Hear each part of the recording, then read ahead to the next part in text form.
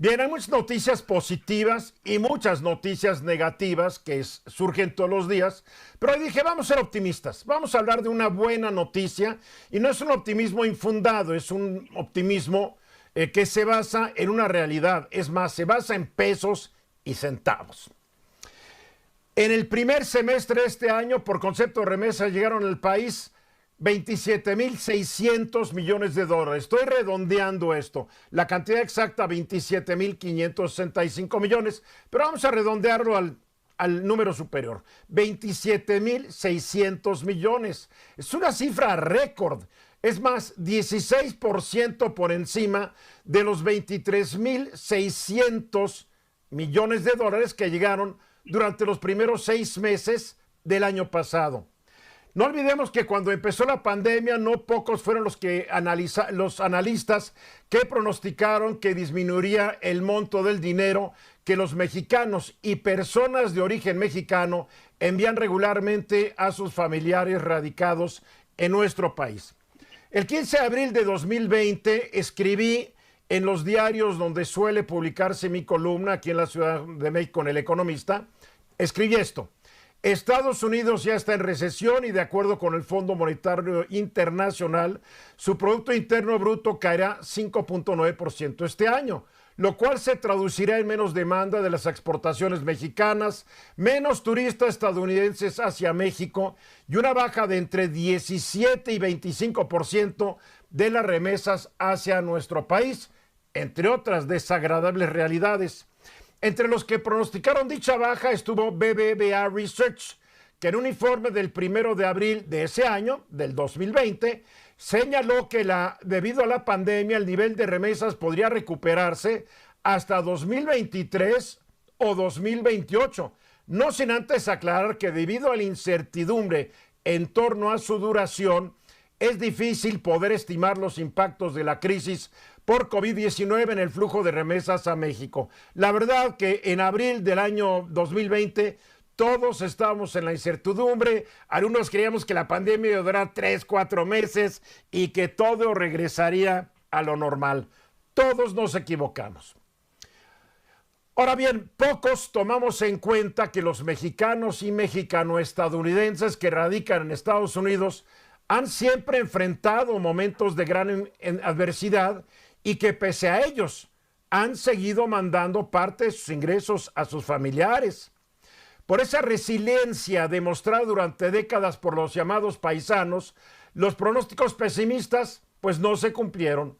Así, en el primer semestre de 2020, en plena pandemia, las remesas fueron casi 11% más que en el primer semestre de 2019.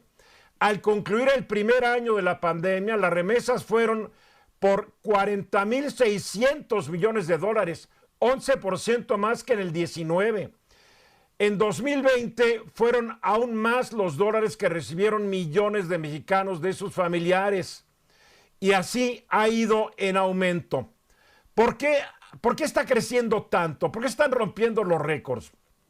A ver, Manuel Orozco, miembro de la Junta Asesora de Servicios Financieros y director del Programa de Migración, Remesas y Desarrollo del Diálogo Interamericano, opina que la nueva migración, además de las entradas legales autorizadas a través de visas H2 y la unificación familiar, va a agregar a 350,000 mexicanos este año a Estados Unidos. El 70% de ellos van a mandar dinero, pero además van a mandar en promedio 3% más de lo que se envió el año pasado por remesa. Julia Yansura, directora de programas para América Latina y el Caribe de Global Financial Integrity, dice que el crecimiento de las remesas está siendo impulsada por la necesidad económica y la inflación en México, junto con un dólar relativamente fuerte y patrones de envío más frecuentes entre los migrantes en Estados Unidos.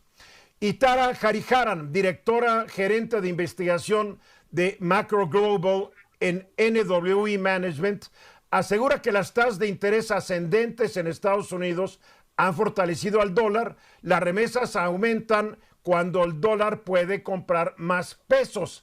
Además, las remesas digitales están ayudando a que las transferencias sean más convenientes. La gente ya no tiene que ir a una oficina, lo hace directamente desde su teléfono. O sea, son muchos factores, pero caray, todo el mundo se equivocó ayer en el 2020. Bueno, no todo el mundo, pero muchos se equivocaron. Hugo. Pues era muy difícil pronosticar con tantas variables en la pandemia, Eduardo. Creo que sí había muchos factores para equivocarse, por un lado. Por otro lado, nadie esperaba una oferta de trabajo tan grande en Estados Unidos. Y todos sabemos, por ejemplo, que la política en Estados Unidos, sobre todo la política económica, cuando necesitan mano de obra, relajan la entrada.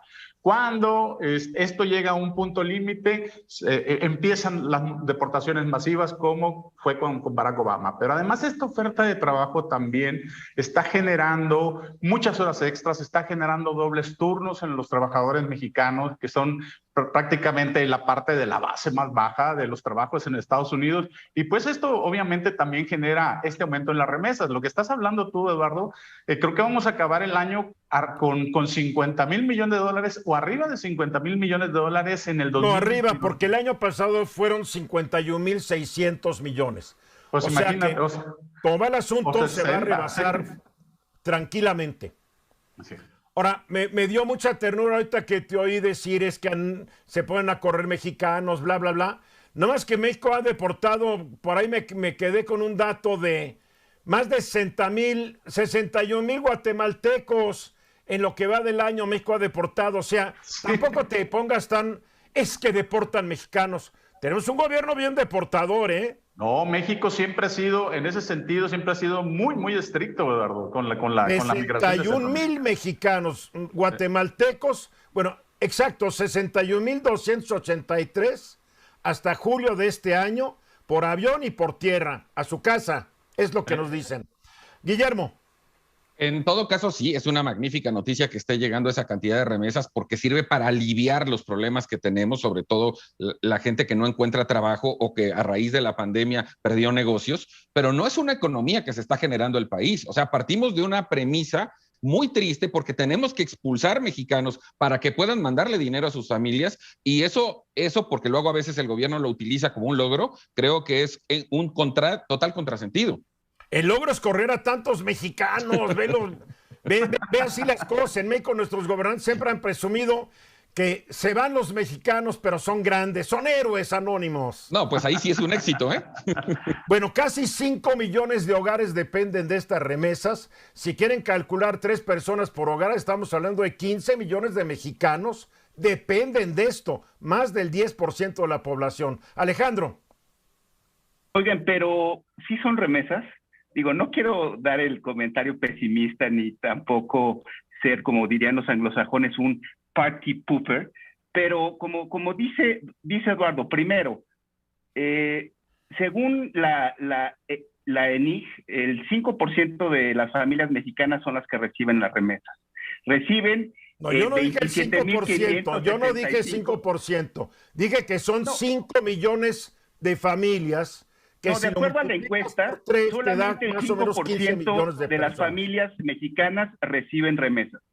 Entonces, si van a recibir 50,000 millones de dólares, esto las pondría en el 5% más rico del país. Entonces, invitando a la reflexión, deberíamos de decir, a ver, ¿estas son remesas o también el crimen organizado está utilizando el tú echas a perder todo? No, eres un aguafiestas. Vamos a ir a mensajes. ¿Para qué echas a perder todo? Regresamos.